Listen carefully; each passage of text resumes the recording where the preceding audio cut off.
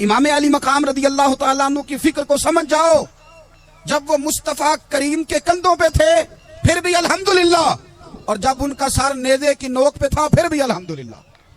کسی مقام پر کسی جگہ بھی حسین ابن علی شکوہ کرتے نظر نہیں آتے۔ سیدنا امام علی مقام ہر مقام پہ کہتے ہیں الحمدللہ الحمدللہ الحمدللہ۔ جب تک وہ مسجد نبوی کے منبر پر جلوہ فراز تھے اور جب تک زمانہ ہاتھ باندھے ان کے سامنے کھڑا تھا پھر بھی الحمدللہ، اور جب ان کے بچوں کے ہاتھوں میں ظالموں نے زنجیریں ڈال دیں تو پھر بھی الحمدللہ۔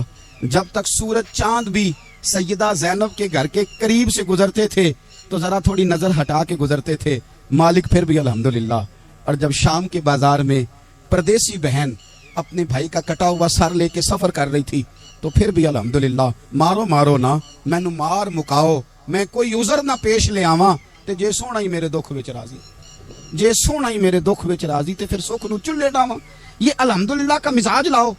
مسلمان ہر حال میں اللہ کی تسبیح پڑھتا ہے، مسلمان ہر حال میں اپنے رب کو یاد کرتا ہے۔ وہ کہتا ہے بہار ہو کے خزاں لا الہ الا اللہ، خودی کا سر نہاں لا الہ الا اللہ، خودی کا تیغ فساں لا الہ الا اللہ۔ اور اگرچہ بت ہیں جماعت کی آستینوں میں، اگرچہ بت ہیں جماعت کی آستینوں میں، پر میری مجبوری ہے نا، مجھے ہے حکم اذاں لا الہ الا اللہ۔ اور سجنوں سنو، حضرت عمر فاروق جیسا بندہ میرے رسول پاک صلی اللہ علیہ وسلم کے غلاموں میں مولا علی شیر خدا کا مرتبہ کون جان سکتا ہے؟ حضرت علی کہا کرتے تھے میرا دل کرتا ہے اس طرح کے اعمال لے کے اللہ کی بارگاہ میں جاؤں جو اعمال سیدنا فاروق اعظم کے ہیں۔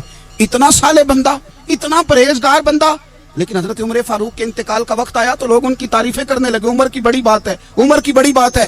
تو حضرت عمر رو پڑے، فرمانے لگے میرے لیے دعا کرو، مجھے درجہ کوئی بھی نہ ملے، بس میری نیکیاں اور بدیاں برابر برابر ہو جائیں، میں معاف کر دیا جاؤں، نیکی اور بدی برابر برابر ہو، چھوڑ دیا جاؤں۔